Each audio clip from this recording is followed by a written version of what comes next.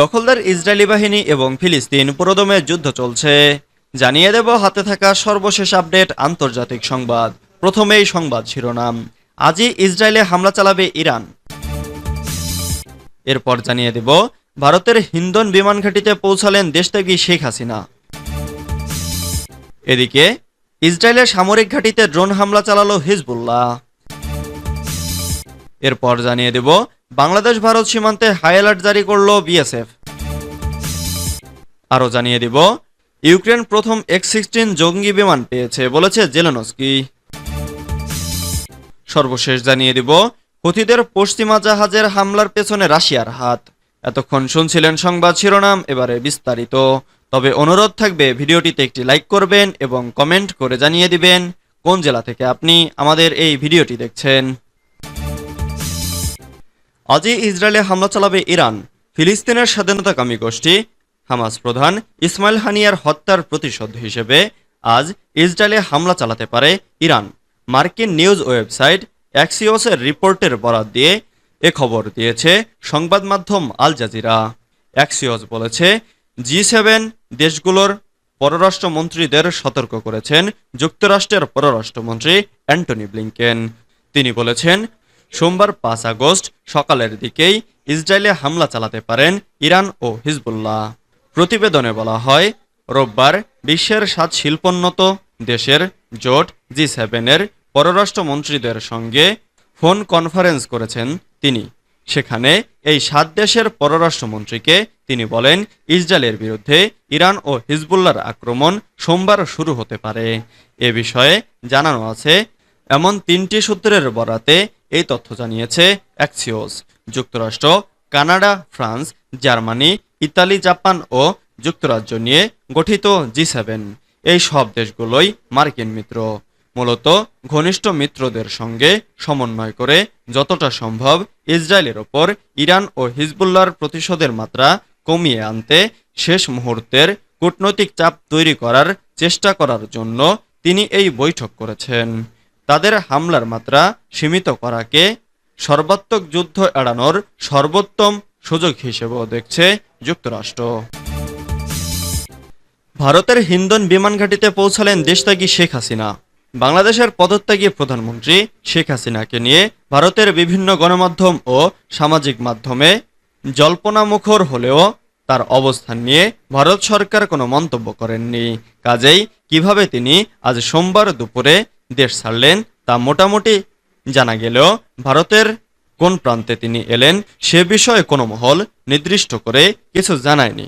ফলে দিনভর চলেছে অন্তহীন জল্পনা। আজ বিকেল ও সন্ধ্যা নাগাদ ভারতের গণমাধ্যমে খবর বেরোয়, শেখ হাসিনা এর বিমান দিল্লির উপকণ্ঠে উত্তরপ্রদেশের গজিয়াবাদের কাছাকাছি হিন্দন বিমান ঘাঁটিতে অবতরণ করেছে। হিন্দন নদীর ধারে ভারতীয় বিমান বাহিনীর এই ঘাঁটি থেকে তিনি কোথায় যাবেন সে বিষয়টিও অজানা। জল্পনা একটাই, হাসিনা ও তার বোন রেহানার পরবর্তী গন্তব্য নাকি লন্ডন। ইসরায়েলের সামরিক ঘাঁটিতে ড্রোন হামলা চালালো হিজবুল্লাহ। লেবাননের সশস্ত্র গোষ্ঠী হিজবুল্লাহ ইসরায়েলের উত্তরাঞ্চলে সামরিক ঘাঁটিতে ড্রোন হামলা চালিয়েছে। হামলার তথ্য নিশ্চিত করেছে ইসরায়েল। হিজবুল্লাহর দাবি, এই হামলায় ইসরায়েলি সেনারা নিহত ও আহত হয়েছে। সোমবার 5 আগস্ট এই তথ্য জানিয়েছে সংবাদ মাধ্যম আল জাজিরা। হিজবুল্লাহ বলেছে, তারা ড্রোন দিয়ে আয়েলেট হাসাহারে ইসরায়েলি সামরিক বাহিনীর 91তম ডিভিশনের ব্যারাকে আক্রমণ করেছে। সরাসরি চালানো এই হামলায় ইসরায়েলি সেনা নিহত ও আহত হয়েছে বলেও দাবি করেছে ইরানপন্থী লেবানিজ এই সশস্ত্র গ্রুপটি। ইসরায়েলি সামরিক বাহিনী এই হামলার বিষয়টি নিশ্চিত করেছেন, তবে তারা এটিকে রকেট হামলা বলে বর্ণনা করেছে এবং বলেছে হামলায় 2 সেনা মাঝারিভাবে আহত হয়েছে। সামরিক বাহিনী বলেছে, ইসরায়েলের আকাশ প্রতিরক্ষা ব্যবস্থা লেবানন থেকে উৎক্ষেপণ করা রকেটগুলোকে আটকে দিলেও অগ্নি নির্বাপক কর্মীরা ওই এলাকায় ছড়িয়ে পড়া আগুন নেভানোর জন্য কাজ করেছে। বাংলাদেশ ভারত সীমান্তে হাই অ্যালার্ট জারি করল বিএসএফ। প্রধানমন্ত্রী পদ থেকে ইস্তফা দিয়ে দেশ ছেড়েছেন শেখ হাসিনা। এই আবহে কড়া নিরাপত্তায় মুড়ে ফেলা হলো ভারত বাংলাদেশ সীমান্ত। পূর্বাঞ্চলের সীমান্তকে সতর্ক করা হয়েছে। কলকাতা থেকে এডিজি ইস্টার্ন কমান্ড বাহিনীকে প্রস্তুত থাকার নির্দেশ। সীমান্তে হাই অ্যালার্ট জারি করা হয়েছে ভারত বাংলাদেশ সীমান্তে। কলকাতা এসে পৌঁছেছেন বিএসএফ এর ডিজি। বাংলাদেশ সীমান্তের দায়িত্ব যেহেতু বিএসএফ এর, মূলত ইস্টার্ন কমান্ডের সূত্রের খবর দায়িত্ব তাদের হাতেই দেওয়া হয়েছে। আন্দোলনকারীরা কোনোভাবে ভারতে প্রবেশ করে কোনো সমস্যা তৈরি করতে যেন না পারে, বিএসএফ তাতে নজর রাখছে। সেনাবাহিনী যাবতীয় সহযোগিতা করবে বিএসএফকে। ইউক্রেন প্রথম F-16 জঙ্গি বিমান পেয়েছে বলেছেন জেলেনস্কি। ইউক্রেনের প্রেসিডেন্ট ভলোদিমির জেলেনস্কি বলেছেন তার দেশ প্রথম আমেরিকার তৈরি F-16 জঙ্গি বিমান হাতে পেয়েছে। একটি বিমান ঘাঁটিতে গোপন স্থানে একটি অনুষ্ঠানে তিনি বলেন, ইউক্রেনে F-16 আমরা এটি করতে পেরেছি। রাশিয়ার বিরুদ্ধে যুদ্ধ করতে যুক্তরাষ্ট্রের তৈরি F-16 জঙ্গি বিমানের জন্য বহুদিন ধরে অপেক্ষায় ছিল ইউক্রেন। অবশেষে তাদের সেই অপেক্ষার অবসান হয়েছে। 18 মাসের অপেক্ষার পর এই জঙ্গি বিমানগুলো দিয়ে সহায়তা করার জন্য ডেনমার্ক, নেদারল্যান্ডস এবং বিশেষত যুক্তরাষ্ট্রকে ধন্যবাদ জানিয়েছেন জেলেনস্কি। যদিও তিনি বলেছেন এই ধরনের জঙ্গি বিমান আরও বেশি প্রয়োজন ইউক্রেনের।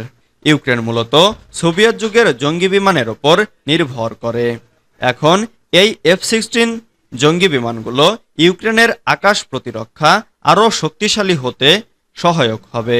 জেলেনস্কি এমন জঙ্গি বিমান কতগুলো পেয়েছেন তা বলেননি, কিংবা এই বিমানগুলো তার উল্লিখিত 3 ন্যাটো দেশই পাঠিয়েছেন কিনা সেটিও তিনি খোলাসা করে বলেননি। ন্যাটো দেশগুলো এর আগে কিছু 65 F-16 জঙ্গি বিমান ইউক্রেনে পাঠানোর প্রতিশ্রুতি দিয়েছিল।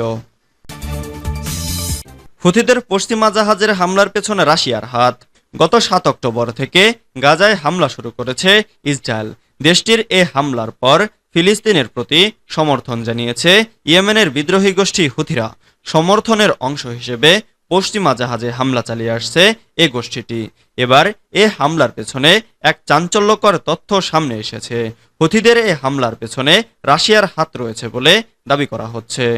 হুথিরা লোহিত সাগরের পাশাপাশি ভূমধ্যসাগর এবং আরব সাগরে এ হামলার পরিধি বাড়িয়েছে গোষ্ঠীটি। এমনকি পশ্চিমাদের যুদ্ধজাহাজকেও ইয়েমেন উপকূল ছাড়া করেছে হুথিরা। তাদের শক্তির কাছে অনেকটাই কোণঠাসা ইসরায়েল দিশেহারা হয়ে পড়েছে যুক্তরাষ্ট্রসহ পশ্চিমারা। মার্কিন গোয়েন্দা সূত্রের বরাতে আন্তর্জাতিক গণমাধ্যম জানিয়েছে হুথিদের গোপনের অস্ত্রের চালান এবং ফ্রন্টলাইনে টিকে থাকার নকশা করে যাচ্ছে ইরানের মিত্র দেশ রাশিয়া। ওয়াশিংটনের